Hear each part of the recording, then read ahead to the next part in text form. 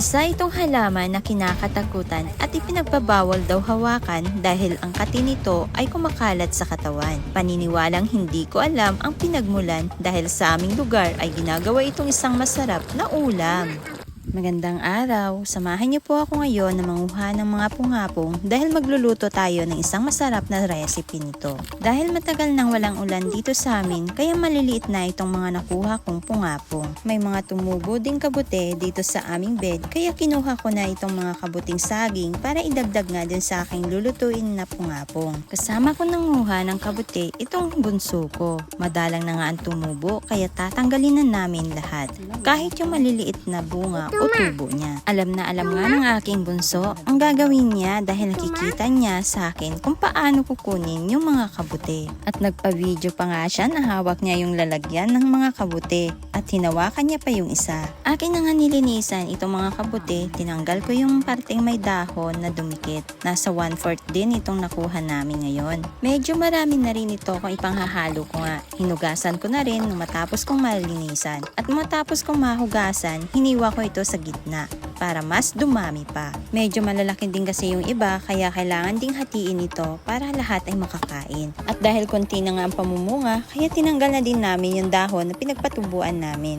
Binalatan ko na rin itong pungapong. Ganito ang paraan ng pagbabalat ng pungapong para hindi maging makati. Yung iba nga pag nagbabalat ng ganito ay binabalutan pa nila ng plastic yung kanilang mga kamay para hindi daw sila makatihan. Pero sa akin, di na kailangan na balutin. Dahil sanay na nga ako sa paraan ng pagbabalat nito. Maging sa paghihiwa nga ay sanay na rin ako. Hinanda ko na rin yung mga ricado na kakailanganin ko. Nariyan ng luya, bawang at ganoon na rin ng sibuyas. Binalatan ko na itong sibuyas at para mahiwa-hiwa na rin. Pagkatapos kong maihanda lahat ng ricado, nilagay ko na nga ito dito sa kawali. Nilagay ko na rin itong nahiwa-hiwang pungapong, sinunod ko na yung gata, paminta, asin at ganoon na rin itong betchin. Kung noong nakaraan ay ginataan ang luto na aking ginawa, ngayon naman ito ay aking lulutuin na pungapong curry naman. Ang sahog na inilagay ko ay tinatawag nila ditong tangi. Ito ay yung isdang tulingan na niluto sa suka. Pagkaraan nga ng ilang minuto ay akin nga itong tinignan ulit at ito kumukulo na nga mga kabukid. Kaya lang yung iba nga dyan ay hindi pa luto. Kailangan kasi itong lutuin na maigi para hindi maging makati. Sinubukan ko nga ilagay yung curry powder dito sa may gata kung matutunaw. Yun nga lang ay hindi nga natunaw kaya ang ginawa ko ay ilalagay ko na nga lang dito sa aking niluluto. Dahil malambot na nga din yung ating pungapong, nilagay ko na nga din yung kabute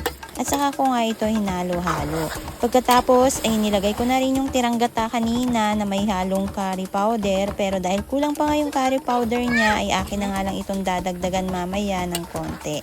Red curry powder kasi yung aking nilagay dito mga kabukid at hindi nga yung isa na may with turmeric. Hindi ko nga lahat nilagay yung curry powder na isang sachet dahil medyo maanghang nga mga kabukid at baka mamaya ay hindi nga makakain yung aking bunsong anak. Gustong gusto pa naman itong aking bunso itong pungapong. Masalo na kapag ganitong kumakain kami ng pungapong ay yung pungapong nga lang halos ang kanyang kinakain. Buti na nga lang itong aking bunso ay hindi mapili sa pagkain kaya kahit ganitong gulay nga ay talagang kumakain siya ng marami. Kaya sabi ko sa kanya, susubuan ko na nga lang siya. Mayroon nga ding mga bata na kahit nasanay nga kumain ng gulay pero mayroon ding gulay na ayaw talaga nilang kainin. Pero itong si bunso nga ay gustong gusto niya itong pungapong. Ang sarap ng lasa niya mga kabukid. Siguradong pag sinubukan nyo rin yung ganitong luto ay tsak na magugustuhan nyo rin ito. Kaya nga hindi lang manok ang pwedeng i-curry kundi pwede rin ang gulay basta magugustuhan ninyo ang lasa. Akala ko nga ay mag-iiba ang lasa nito dahil nalagyan nga ng curry. Pero nung matapos nga at maluto na nga ito, grabe sobrang sarap talaga mga kabukid. Bumagay talaga yung lasa ng curry dito sa pungapong. Subukan nyo rin magluto ng ganito sa inyong lugar, tsak na magugustuhan nyo.